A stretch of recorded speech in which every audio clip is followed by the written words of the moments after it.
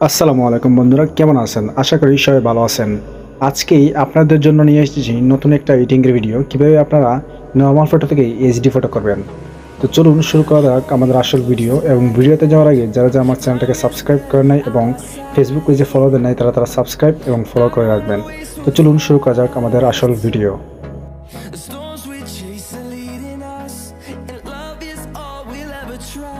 প্রথমত চলে যাবেন গ্যালারিতে গিয়ে যে ছবিটা এডিট করবেন সেই ছবিটাতে ক্লিক করবেন এবং শেয়ার অপশানে ক্লিক করে ফটো রুমে ফটোটাকে নিয়ে যাবেন। তারপরে সেই ফটোটা অটোমেটিকলি ব্যাকগ্রাউন্ড চেঞ্জ হয়ে যাবে।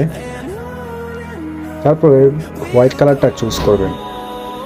তারপর ব্যাকগ্রাউন্ডস একটা ক্লিক করবেন, ইমেজ একটা ক্লিক করবেন।